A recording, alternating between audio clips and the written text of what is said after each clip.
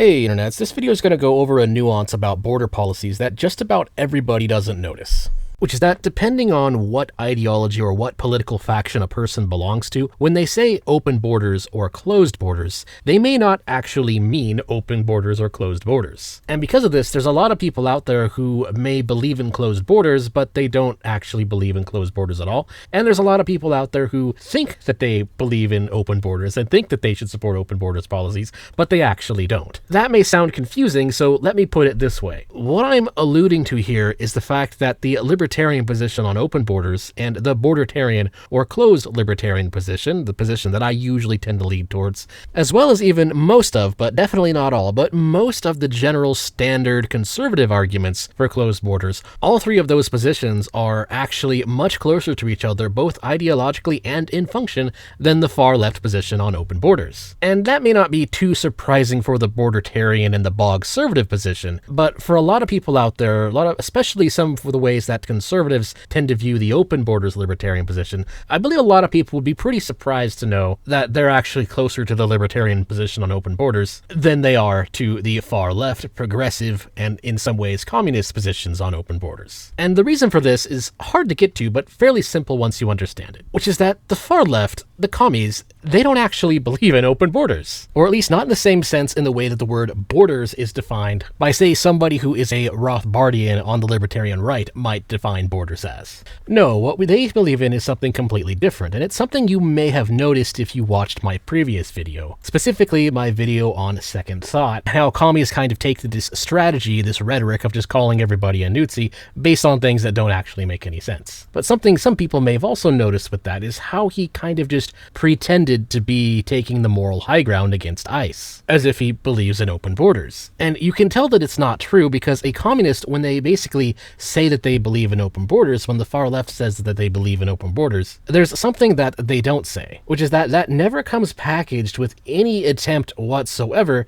to actually reduce the state, which means they're talking about something completely different. Because those libertarians who believe in open borders, their position is actually fairly straightforward and fairly easy to understand, in that they just view the state's claim to land as illegitimate and based on aggression, and more particularly in contradiction to private claims to land, thus claiming that it contradicts private property rights. Or perhaps if you read this comment from that video I made on second thought, it might make a bit more sense. From Expunged Boy, the main difference between a private border and a state border is that if I want to invite someone to my house, I can do that, but if it's a state border, I can't do that. Why should other people have more of a say over what I do with my own property if it leans dangerously close to collectivism if you accept state borders as legitimate? Or in other words, TLDR, the open borders libertarian position is really just a abolish the state position. That's really just the logical conclusion of it, which actually isn't technically wrong. The only problem with it comes down to how do we get there and understanding the actual state of geopolitics and power dynamics in systems and how they actually operate. Mainly in how what politicians say they want to do and what they actually want to do and what many people claim that their ideology wants them to do and those moral high grounds that they claim to take, well, it's all completely fake. Because of course, communists, they don't actually believe in private property rights, so where exactly are they getting their open borders rhetoric from? And the answer is they don't actually mean open borders when they say open borders. When they criticize ICE, they're not actually criticizing ICE from any kind of principled position. In fact, they're not even really criticizing it honestly in any way at all. They're essentially pretending to believe in property rights when they don't. Rather, if you seriously examine what those on the far left are actually pushing,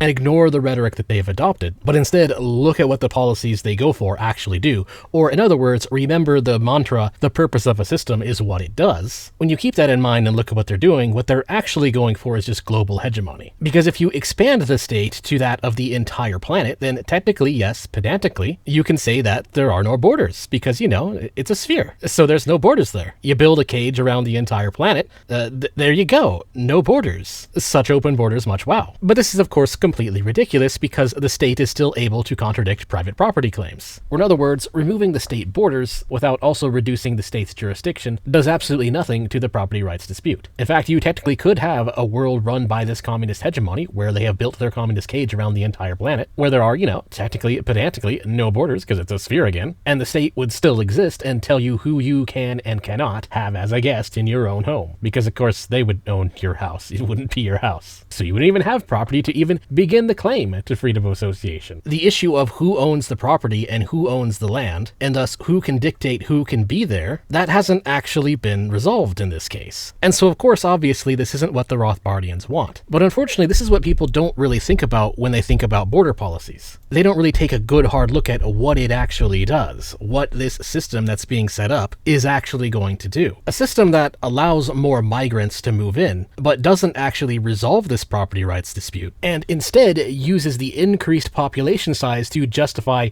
increasing the size and scope of the state. Well, that's not really open borders at all. So it's not open borders that the communists want, it's open enrollment into state socialist programs, which is then used to justify increased funding for those programs, but those programs would obviously still require a police state or aggressive force of some type in order to extract the resources for those programs to work. Or in other words, when you see communists like Second Thought trying to take a moral high ground against ICE, what's really going on there is very simple. He's just lying to you. That's it. He's just lying. Now, sure, of course, it won't be called an immigrant problem, and it won't be called ICE or anything like that if a communist regime ever manages to take over the entire world, but there will still necessarily be some kind of aggressive force that tells you what you're allowed to do with your property, based on what the centralized communist state apparatus tells you can do. Meaning that the extraction of resources from the productive to the non-productive class is something that they very much will be continuing, and of course actually massively increasing. And thus the police state, which they pretend to be complaining about, will of course be massively increased as well. And that is what needs to be looked at when you look at these open immigration policies from the far left. It's not actually immigration that matters, but what we're really looking at is open jurisdiction and open enrollment into a heavily statist and socialist system,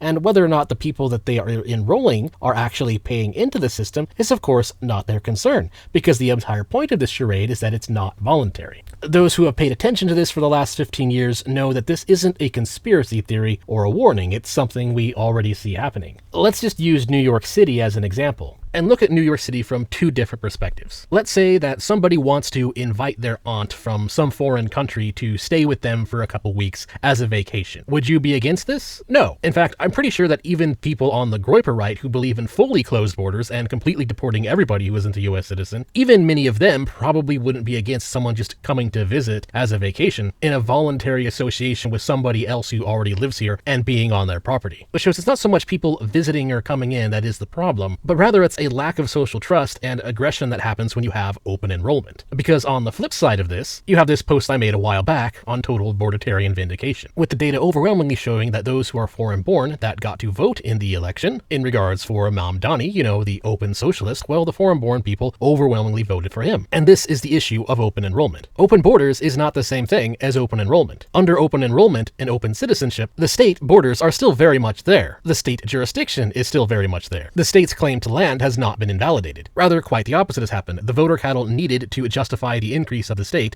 have simply been imported. And if we think of a more libertarian society and compare this, we see the fraud for what it is. If you were, say, a member of a mutual aid society, or in other words, a private welfare system, where association with it is voluntary rather than compulsory, like it is under socialist systems that Mamdani pushes, well, imagine if you were a member of one of those mutual aid societies, and you got a note from your CEO telling you that your membership fees are being doubled in order to pay for people coming in from Somalia who are almost entirely net negative in what they put into the mutual aid fund and what they take out. And the CEO says that this is justified to pay for the sins of colonialism 100,000 years ago. Would you stay in this mutual aid fund, or would you cancel your contract and find a different one? Of course, you almost certainly cancel your contract and find a different one. This kind of lunacy we're seeing with the open enrollment communist cage system that communists are pushing is a complete and total obvious violation of freedom of association. It's not actually open borders, but rather it is an aggressive grift where those who are native to the system and have been paying into the system for years are effectively being forced at gunpoint to pay for people who cannot actually pay their way and have instead just been imported in order to justify the increase of the state. And that is why I say open enrollment is not open borders. The state borders are still very much there in this case, and it's being used to aggressively extract resources from the native population. And of course, the communist strategy is to duplicate this throughout the entire globe while pretending like they care about people's rights, when they very much do not. And so the bordertarian position doesn't actually believe that the state should exist just to enforce the border, but rather it is just the recognition that closed borders is less aggressive than open enrollment. It's effectively recognizing it as the lesser evil, which isn't actually pragmatic at all. Just as long as you recognize that it's the lesser evil, and thus still bad, and that there's thus still a need to offer an alternative strategy or an alternative solution, even if politically nobody's listening to you. And that's why I think libertarians, at least, should lean more towards the strategy on immigration of pushing for the abolition of these welfare programs. And this is where the bog-servatives are wrong. I see a lot of the bog-servatives, the standard conservatives and groypers, they want to get rid of immigration and do mass deportations, but they don't want to actually reduce the welfare state that is attracting the wrong kind of immigrants. Of course, uneducated people from the third world are going to keep trying to get in when you have this kind of open enrollment scheme. Getting rid of immigration without getting rid of that doesn't really do much. In fact, it's generally to the detriment, because